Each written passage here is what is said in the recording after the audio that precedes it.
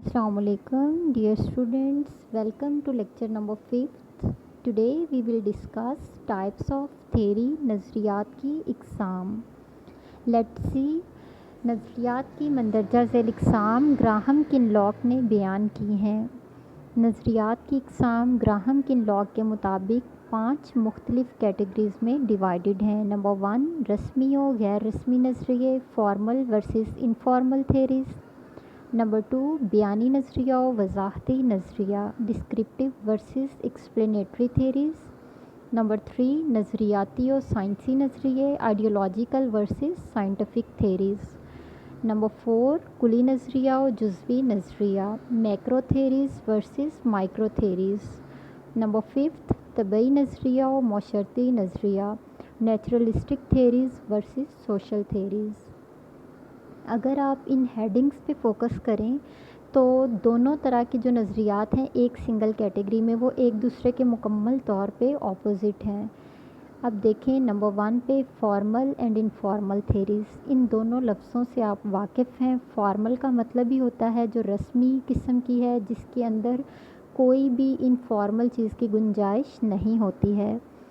रस्मी नज़रिया साइंसी तहकीक का नतीजा होता है. जब आप किसी भी साइंसी तहकीक के नतीजे में मिलने वाले फैक्ट्स को रिपोर्ट करते हैं तो वो दो तरह से लिखी जाती है. नंबर 1 उसके अंदर स्ट्रक्चरल अजम्पशंस होती हैं या वो प्रोपोजिशंस पे बेस करती है.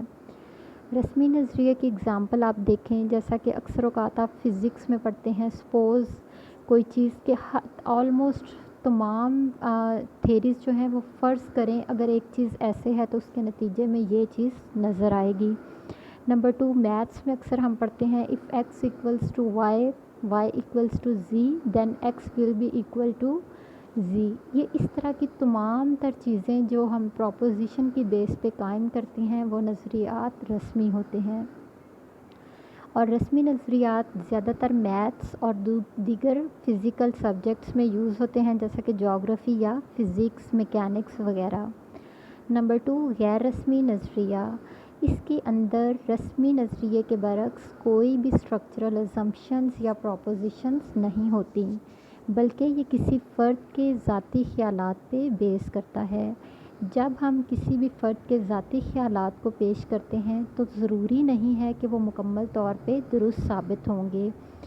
ये किसी भी फ़र्द के ज़ाती ख़यालात की बुनियाद पे कायम शुदा गैर रस्मी नज़रियात दुरुस्त भी हो सकते हैं और गलत भी हो सकते हैं, क्योंकि इसके अंदर साइंसी तरीक़ाकार का कोई अमल दखल नहीं होता. इसमें अक्सर जैसे आप फ़िलासफ़ी में पढ़ते हैं कि एक मुफ़क्कर फ़लाँ चीज़ कहता है, दूसरा उसके बयान को निगेट करते हुए अपने ज़ाती ख़यालात की रोशनी में एक नया नज़रिया पेश करता है. नंबर 2 बयानी नज़रिया और वजाहती नज़रिया, डिस्क्रिप्शन वर्सेस एक्सप्लेनेशन. ये आप ऐसे ही समझें कि जैसे आप शॉर्ट क्वेश्चन में किसी कॉन्सेप्ट को डिफ़ाइन करते हैं, जबकि लॉन्ग क्वेश्चन में उसी कॉन्सेप्ट को आप अच्छी तरह से एक्सप्लेन करते हुए उस तसव्वुरात से जुड़े हुए दीगर तसव्वुरात का ताल्लुक़ वाज़िया करते हैं. सेम इसी तरह बयानी नज़रिए सादा किस्म के होते हैं. इनका मरकज़ सिर्फ़ और सिर्फ जो भी तसव्वुर या जो भी टॉपिक आप जिस पे रिसर्च कर रहे हैं उसको बयान करना होता है. जैसे व्हाट इज़ क्राइम, और इसके अलावा बयानी नज़रियात में what is, how much and where जैसे क्वेश्चंस से ये नज़रियात स्टार्ट होते हैं.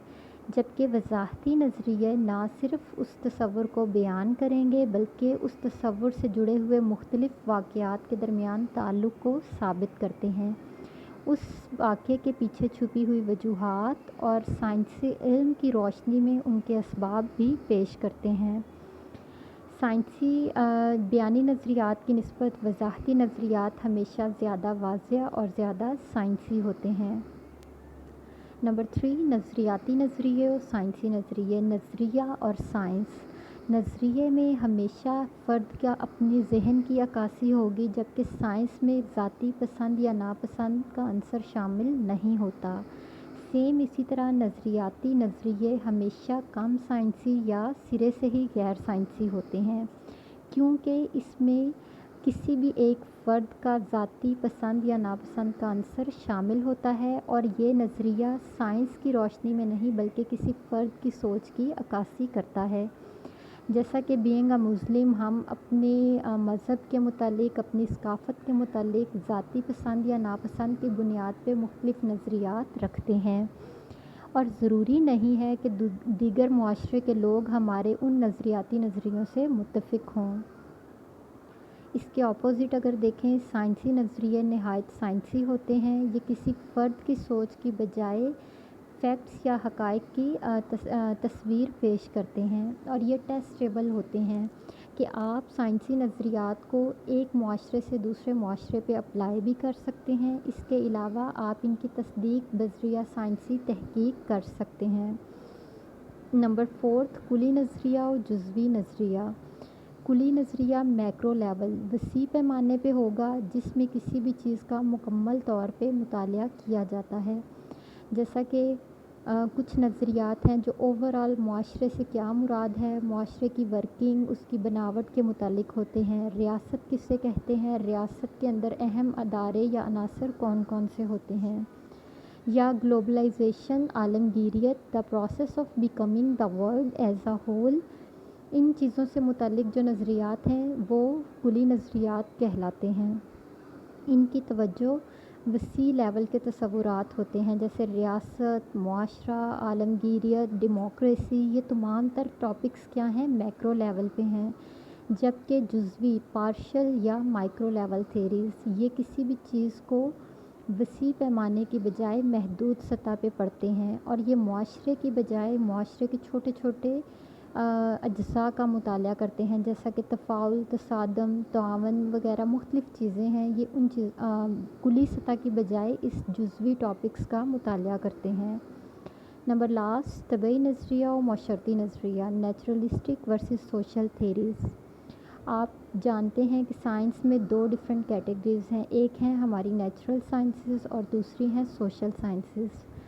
نیچرل سائنسز جن میں ہماری بایولوجیکل یا فزیکل سائنسز ہیں، یہ ہمیشہ قدرت کا مطالعہ کرتے ہیں، جیسا کہ بایولوجی میں ہم لیونگ چیزوں کا مطالعہ کرتے ہیں، جبکہ فزیکل چیزوں میں میٹر یا بے جان چیزوں کا مطالعہ کیا جاتا ہے۔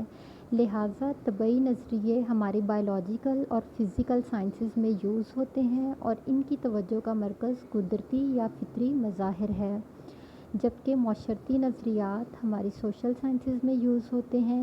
یہ قدرت کی بجائے معاشرتی پہلوؤں کا مطالعہ کرتے ہیں، معاشرے کے حالات و واقعات، اس میں رہنے والے انسانوں کے کردار، ان کے آپس میں رویوں کی بنیاد پہ نظریات قائم کرتے ہیں۔